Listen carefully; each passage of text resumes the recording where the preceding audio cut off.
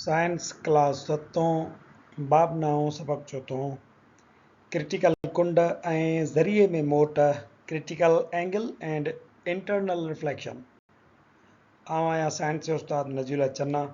अवां के Sindh online school में बालिका असांजे अॼोके लेक्चर जा मौज़ू हूंदा क्रिटिकल कुंड, क्रिटिकल एंगल ऐं ज़रिए जी अंदर मुकम्मल मोट एंड टोटल इंटरनल रिफ्लेक्शन।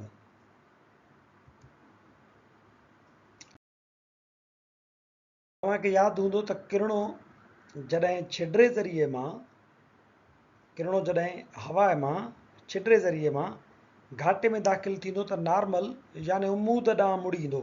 हीउ नॉर्मल आहे, हे मथियों मीडियम हवा आहे यानी छिडरो ज़रियो ऐं ॿियो आहे हीउ हेठियों ज़रियो पाणी घाटो ज़रियो।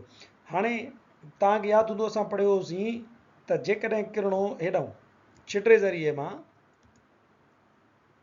अचे थो ऐं उहो घाटे ज़रिए में दाख़िल थींदो त उनखे वञणु हीअं घुरिबो हो, पर मीडियम चेंज थियण जे करे छिडरे ज़रिए मां घाटे ज़रिए में जो दाख़िल थियो त उहो नॉर्मल ॾे मुड़ी वेंदो। हाणे ॾिसो हीउ जेको नॉर्मल आहे ऐं हीउ जेको इंसिडेंट रे आहे, इन्हनि जे विच में जेकॾहिं असां कुंड ॾिसूं त तक़रीबन 74 डिग्रीअ जी कुंड आहे हिन नॉर्मल ऐं हिन ईंदड़ किरणे जे विच में। पर हेॾां जेको हीउ मुड़ियल किरणो आहे, रिफ्रैक्टेड रे आहे, जेको हवा मां पाणी में दाख़िल थियो आहे, इन जी कुंड असां ॾिसूं था त उहा लॻभॻि नॉर्मल खां 50 जी कुंड ठहियल आहे। त यानी हेॾां 74 जी कुंड ऐं हेॾां 50 जी कुंड। त हेॾां हीउ जेको किरणो मुड़ियल आहे इहो सुरी उमूद जे वेझो थी वियो आहे। इहो उसूल आहे त जेकॾहिं किरणो छिडरे ज़रिए मां घाटे में दाख़िल थींदो त नॉर्मल जे वेझो मुड़ी वेंदो। पर जेकॾहिं घाटे ज़रिए मां छिडरे में दाख़िल थींदो त उमूद खां परे मुड़ी वेंदो। हाणे हेॾां सिज आहे, उनजो किरणो अची करे मच्छीअ खे लॻो, मच्छीअ तां इहो किरणो मोट खाई ऐं हेॾे ॿाहिरि निकिरण जी कोशिशि कंदो। हितां इहो रिफ्लेक्ट बैक थिए थो। घाटे ज़रिए मां छिडरे में दाख़िल थींदो जॾहिं त हिनखे वञणु हीअं घुरिबो हुयो, पर जीअं त हाणे मीडियम चेंज थी वियो, घाटे में दाख़िल थियो आहे, सॉरी छिडरे में दाख़िल थियो आहे, त छा थींदो, उमूद खां परे मुड़ी वेंदो। हिन जी जेकॾहिं तव्हां कुंड ॾिसो त इंसिडेंट रे जी एंगल आहे 40, पर हेॾां जेको मुड़ियल किरणो आहे उन जी कुंड ॾिसो त तक़रीबन 52 डिग्री कुंड ते इहो मुड़ी वियो आहे। हेॾां 40 ते आयो उमूद ऐं हिन जी 40 जी कुंड आहे, पर हेॾां उमूद खां परते सुरी वियो ऐं 52 जी कुंड ते सफ़र करणु लॻो। सो ॿियो उसूल ही हुयो त जेकॾहिं घाटे ज़रिए मां किरणो छिडरे में दाख़िल थींदो त उमूद खां परे मुड़ी वेंदो।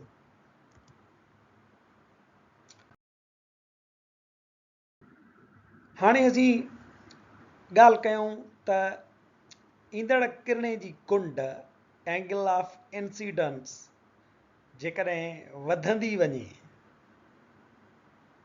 त एंगल ऑफ रिफ्रैक्शन बि वधंदी वेंदी ऐं मुड़ियल किरणो उमूद खां परे थींदो वेंदो। मिसाल जे तौर ते असीं हिकिड़ो किरणो हेॾां इंसिडेंट रे ॾिसूं था जेको लॻभॻि 50 जी कुंड ते सफ़र करे घाटे मीडियम खां परते छिडरे मीडियम ॾांहुं वञे थो। हीउ इंसिडेंट रे 1 आहे, पहिरियों शुआव आहे।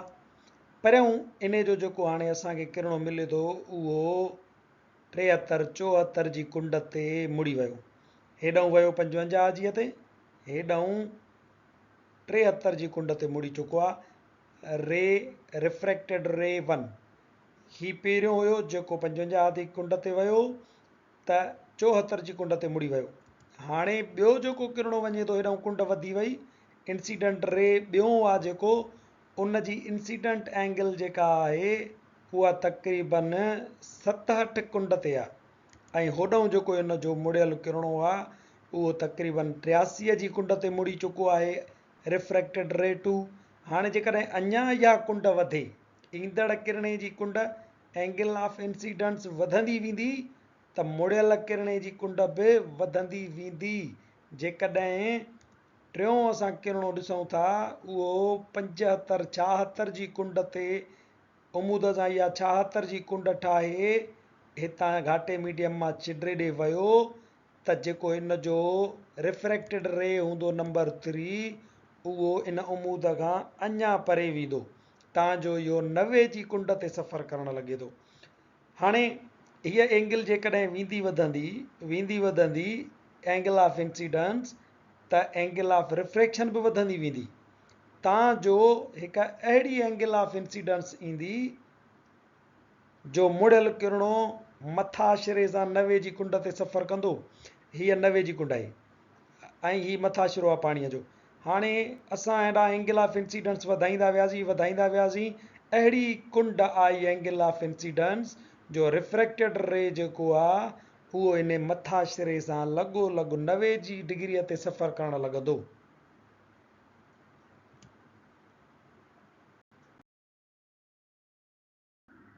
क्रिटिकल एंगल असां छा खे चऊं था?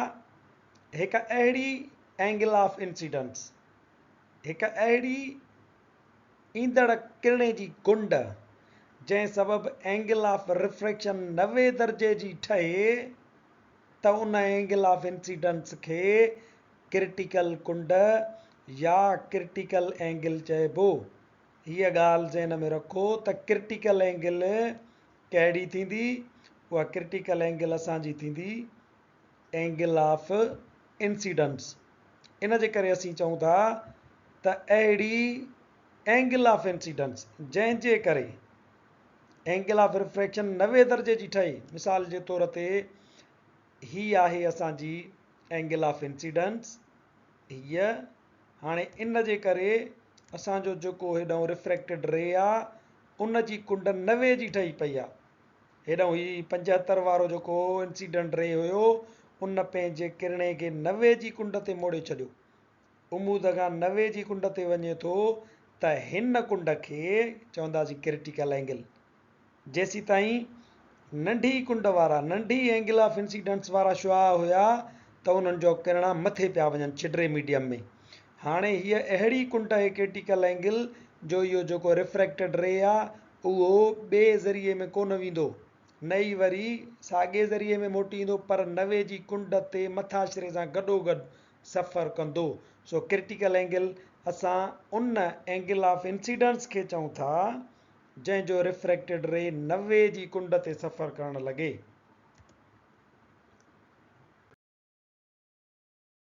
किताब में जदवल 9.3 में मुख़्तलिफ़ मीडियमनि जी क्रिटिकल कुंड ॾिनल आहे। मिसाल जे तौर ते पाणी त उन जी क्रिटिकल एंगल आहे 48.8 दर्जा। फॉर एग्ज़ाम्पल ही पाणीअ जो असां ही पाणी खयो आहे उन में ही जेको किरणो आहे पाणीअ मां उहो घाटे ज़रिए मां अंदरां ॿाहिरि थो वञे 48.8 ते जॾहिं सफ़र कंदो त हाणे जेको ॿाहिरि रिफ्रैक्टेड रे जेको वेंदो उहो 90 जी कुंड सां सफ़र कंदो।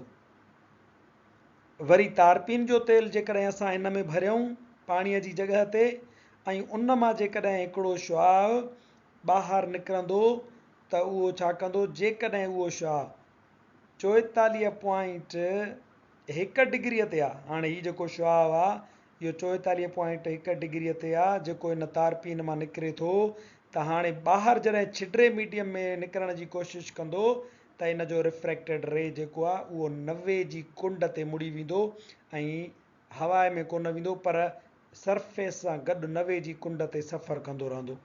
ईअं ई वरी असांजो क्राउन ग्लास जो मिसाल आहे त उहो 41.1 दर्जो उन जी हूंदी आहे क्रिटिकल एंगल। हाणे जॾहिं क्राउन ग्लास मां ही जेकॾहिं क्राउन ग्लास आहे त उन मां जॾहिं किरणो ॿाहिरि निकिरंदो ऐं उहो वञे थो जेकॾहिं 41.1 ते त इहो किरणो छा कंदो? इन जो रिफ्रैक्टेड रे जेको आहे उहो पैदा थींदो उहो 90 जी कुंड ते सफ़र करणु लॻंदो। साॻे ई तरीक़े सां हीरे मां बि जेकॾहिं 24.4 जी डिग्रीअ ते 24.4 जी डिग्री ते किरणो ॿाहिरि निकिरण जी कोशिशि कंदो त उन जो रिफ्रैक्टेड रे जेको आहे उहो 90 जी कुंड ते सफ़र करणु लॻंदो।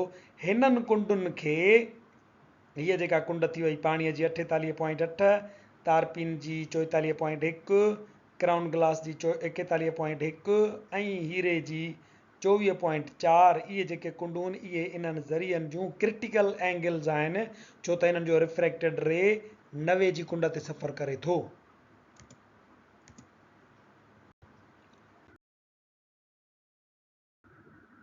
टोटल इंटरनल रिफ्लेक्शन ज़रिए अंदरि मुकमल मोट जेकॾहिं इंसिडेंट एंगल क्रिटिकल कुंड खां वधी वञे। हाणे ही असांजो पाणीअ जो जेको असां मिसाल खयोंसीं त हीउ जेको रे आहे 48.8 डिग्रीअ ते हितां वञे थो, त हे क्रिटिकल एंगल ते इहो किरणो थो वञे पियो, त हिन जो रिफ्रैक्टेड रे जेको आहे उहो 90 जी कुंड ते सफ़र करणु लॻंदो। पर जेकॾहिं इंसिडेंट एंगल क्रिटिकल कुंड खां वधी वञे, हाणे हिन 48.8 खां इहा क्रिटिकल एंगल जेकॾहिं 50 थी वञे, 55 थी वञे या 60 थी वञे, हितां किरणो वञे त छा थींदो? रोशनी घाटे ज़रिए खां छिड्रे ज़रिए में दाख़िल न थींदी, सो रोशनीअ जी मोड़ रिफ्रैक्शन ऑफ लाइट बि पैदा न थींदी। जेकॾहिं क्रिटिकल एंगल खां मथे किरणा आहिनि ऐं उहे वञनि था त इहे किरणा न इन छिड्रे ज़रिए में वेंदा, न ई वरी इहे 90 जी कुंड ते सफ़र करणु लॻंदा, रिफ्रैक्शन ऑफ लाइट कोन थींदी।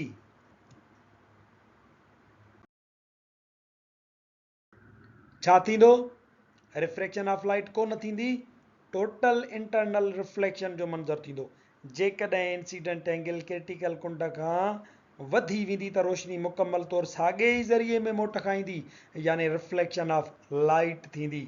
अहिड़े मंज़र खे टोटल इंटरनल रिफ्लेक्शन सॾिजे थो। मिसाल जे तौर ते पाणी, हे पाणी आहे, उन जी क्रिटिकल एंगल छा आहे? 48.8। जेकॾहिं उहो हितां 48.8 तां हितां किरणो थो वञे त इहो 90 जी कुंड ते रिफ्रैक्ट थी वेंदो। पर जेकॾहिं चए थो इंसिडेंट एंगल क्रिटिकल कुंड खां वधीक थी वई, 48 खां मथे हली वई 50 ते, त हाणे जेको किरणो वेंदो उहो वापसि इन ई मीडियम में मोट खाईंदो, साॻे ई ज़रिए में मोट खाईंदो। इन खे असां चऊं था टोटल इंटरनल रिफ्लेक्शन। ऐं इहा जेका हिन जी कुंड आहे उहा 90 खां मथे हूंदी। 90 हुजे हा त हिते थिए हा तव्हांजो क्रिटिकल एंगल वारो मंज़र, पर हाणे 90 खां मथे थी वई आहे एंगल ऑफ रिफ्रैक्शन, त हाणे थींदो असांजो टोटल इंटरनल रिफ्लेक्शन। तंहिंजे करे हाणे रिफ्रैक्शन न थींदी, हाणे थींदी रिफ्लेक्शन। सो बि साॻे ई ज़रिए में अंदरि ई अंदरि हिकिड़ो किरणो वेंदो क्रिटिकल एंगल खां मथे, उहो साॻे ई ज़रिए में वापसि मोट खाईंदो। 60-62 ते जेकॾहिं को किरणो वञे थो त ऐं उन खां जेकॾहिं अञा मथे को किरणो वञे थो त उहे सभई किरणा जेके आहिनि हेॾे अंदरि मोट खाईंदा। इन सां हिकिड़ो मंज़र पैदा थींदो आहे। उहो मंज़र ई आहे त पाणीअ जे अंदरि जेके शयूं आहिनि, जीअं ॾिसो हे कुमी आहे, कछूं तव्हांखे नज़र अचे थो, इन जो तव्हांखे अक्स पाणीअ में ई मथे नज़र अचे थो। इहो इन जे करे नज़र अचे थो त रोशनी जा जेके किरणा आहिनि जेके हिन ते पवनि था, उन्हनि जी एंगल जेका आहे उहा क्रिटिकल एंगल खां मथे आहे। तंहिंजे करे उहे छा था कनि, जो वापसि वरी पाणीअ में मोट था खाइनि, तंहिंजे करे हिन जो इमेज पाणीअ में ई ठही पवे थो। असांजो जेको लेक्चर हिते पुॼाणी ते पहुचे थो। वधीक वीडियोज़ लाइ ॾिसो त सिंध ऑनलाइन स्कूल।